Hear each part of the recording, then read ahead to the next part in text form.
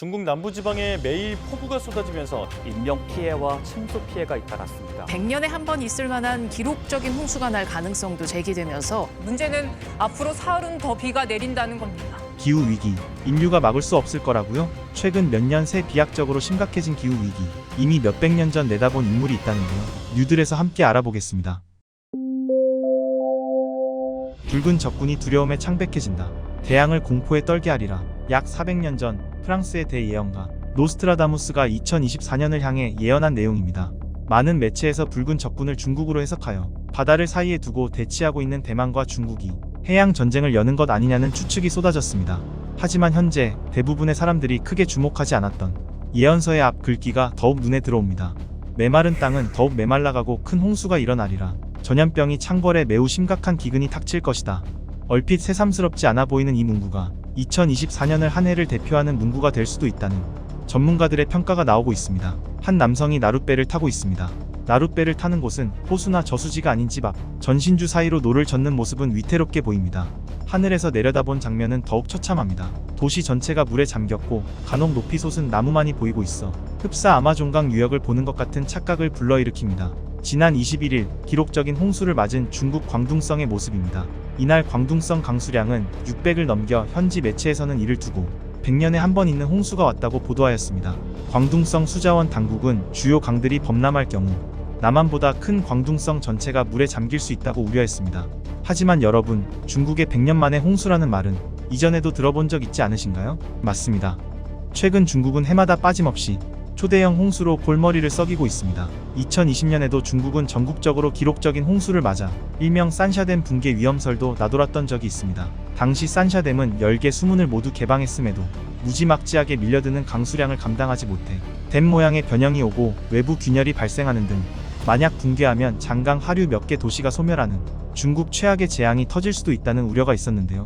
하지만 중국의 기후 위기는 그때가 시작이었습니다. 2020년 이후에도 매년 중국 남부는 기록적인 홍수가 찾아와 100년에 한 번 오는 홍수라는 문구도 그 의미가 퇴색된 지 오래입니다. 홍수뿐만이 아닙니다. 홍수로 인한 충격이 채 가시기도 전에 토네이도가 광둥성을 강타했습니다. 어두운 하늘의 쓰레기, 나뭇가지 등이 바람을 타고 날아다닙니다. 곳곳에서 송전탑이 부서지며 불길이 치솟습니다. 멀리서 바라본 토네이도의 모습은 세상의 종말을 보는 것 같습니다. 엎친 데 덮친 격으로 동시에 강한 우박 세례가 광둥성을 강타합니다. 지난 28일 광둥성의 모습입니다. 사람의 주먹보다 큰 우박이 빗발치는 강물은 흡사물이 끓으며 부글거리는 것처럼 보입니다. 하늘에서 내린 재앙에 피할 곳은 마땅치 않습니다. 우박은 단단한 자동차 지붕도 우습게 뚫고 박혔습니다. 두 재앙을 동시에 맞은 시민들은 망연자실 패닉에 빠졌습니다. 문제는 기후 위기가 중국만의 문제가 아니라는 것입니다. 세계기상기구 WMO에서 발표한 지역별 기후 현황 보고서를 보면 다른 지역에 비해 유독 아시아 지역의 피해가 많은데요. 지난 4월 16일에는 두바이에서 기록적인 폭우가 내렸습니다. 연평균 강수량 100mm 미만인 두바이에서 만 하루 만에 256mm에 달하는 강수량이 내린 것입니다. 두바이는 주변의 수분을 흡수할 녹지도 거의 없다시피 하고 배수시설도 잘 갖춰있지 않아 이번 폭우로 더 큰 피해를 입었습니다. 우리나라도 기후 재앙을 피할 수 없었는데요. 지난해 4월 남부지방은 227일 동안이나 극심한 가뭄이 이어졌지만 5월 가뭄이 해소되자마자 전국적으로 집중호우가 시작돼 수십 명이 실종 및 사망하는 등 극단적인 기후 변화를 겪었습니다. 더불어 9월까지 이어지는 열대야, 12월에 20도를 찍는 이상 기온 등 우리는 일상에서도 기후 위기를 여실히 느낄 수 있었습니다. 올해는 작년보다도 더 심각한 기후재앙이 찾아올 예정인데요. 2024년이 최악의 한 해가 될 거라는 노스트라다무스의 예언이 마냥 허무맹랑한 소리가 아닐지도 모르겠습니다. 실제로 기후위기는 작년부터 새로운 국면에 접어들었습니다. 세계 1일표면 기온을 살펴보면 재작년까지는 온난화 말은 많았어도 평균적인 그래프에서 심하게 이탈하진 않았습니다. 하지만 2023년 그래프 주황색 선을 보면 이전까지의 그래프에서 홀로 툭 튀어나온 모습입니다. 올해 그래프인 굵은 검은색 선도 시작부터 눈에 띄게 높이 뜬 모습인데요. 지표면보다도 세계 평균 해수면 온도를 통해서 상승하는 기온을 더욱 분명하게 볼 수 있습니다. 빨간 선을 살펴보면 2023년 해수면 온도는 이전까지 한 번도 그린 적 없는 공백을 향해 홀로 상승하고 있는 모양새입니다.